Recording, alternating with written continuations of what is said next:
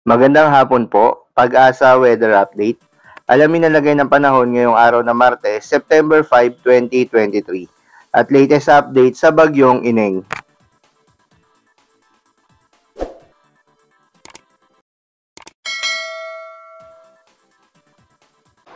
Magandang araw sa ating mga kababayan. Narito ang latest mula dito sa Pag-asa at update kay Bagyong Ineng. Huling namataan ng sentro ng bagyong si Ineng sa layong 975 km silangan huyan ng extreme northern Luzon. Taglay nito ang lakas ng hangin umaabot po sa 45 km per hour near the center at gustiness so pagbugso na umaabot sa 55 km per hour. Kaya't nasa tropical depression category po ito sa ngayon. At mabagal pa rin ang kanyang movement.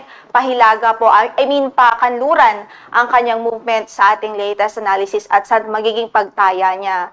Bukod po dito sa bagyo ay meron pa rin tayong southwest monsoon o habagat na nakakaapekto lalong-lalo na sa malaking bahagi ng Luzon dahil na-enhance o napag-iigting pa rin ho ito nitong si Bagyong Ining. Ito pong southwest monsoon o habagat. Base po sa ating forecast, latest forecast natin, inaasahan natin that in the next 24 hours, base na nga rin po dito sa track na ipinalabas ng Pag-asa, makikita natin ang sentro ni Bagyong Ineng sa layong 1,290 kilometers, hilagang silangan ng extreme northern Luzon o kaya na may nasa labas na po yan ng ating area of responsibility. By 48 hours o 36 hours, inaasahan natin ang kanyang sentro ay nasa layo na po ng 1,620 kilometers silangan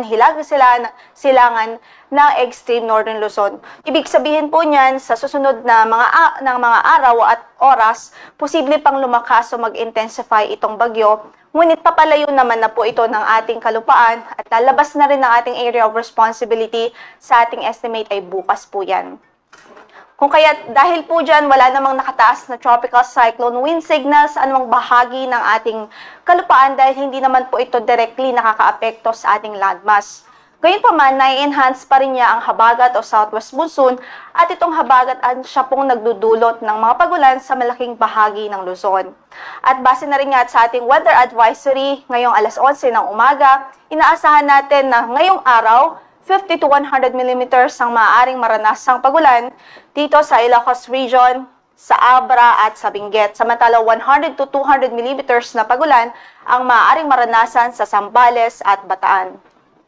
Bukas naman dahil pa rin sa southwest monsoon o habagat, maaaring makaranas ng 100 o 50 to 100 mm of rainfall ang Ilocos Region at maging ang Zambales. So magiging maulan pa rin, inaasahan natin sa Ilocos Region at Zambales tomorrow po yan. And by Thursday, posible pa rin ng 50 to 100 mm of rainfall sa Ilocos Norte, Batanes at maging sa Babuyan Islands. Kaya sa mga nabanggit nating lugar, patuloy natin pinag-iingat, pinaghahanda ang ating mga kababayan, especially sa mga low-lying areas, sa mga possibilities po ng mga pagbaha at mga pagguho ng lupa o landslide. Samantala, posible rin ng gusty conditions sa ating landmass due to southwest monsoon o habagat dito sa mga lugar. Specifically sa Batanes, Ilocos Provinces, western portion of Pangasinan, Zambales, Bataan, Kalayaan Islands, Lubang Islands, at maging sa Romblon. Habang bukas naman, posible pa rin ang gusty conditions dito po sa Batanes at Ilocos Provinces. Paalala pa rin po natin na nakataas ang ating gale warning dito po sa Batanes, Cagayan including Babuyan Islands, Isabela, Ilocos Norte, Ilocos Sur, La Union, Pangasinan, sa Bataan, Occidental Mindoro, kasama din siya ng Lubang Island, Oriental Mindoro, Marinduque at Romblon, sa Antique, Saklan, maging sa northern portion ng Palawan kasama na ang Calamian, Cuyo at Kalayaan Islands. Kung kaya't sa mga nabanggit nating lugar, hindi pa rin ina-advise na pumalaot, especially yung mga small sea vessels sa maliliit na sasakyang pandagat dahil maalon pa rin hanggang sa napakaalon ng kondisyon ng ating karagatan doon.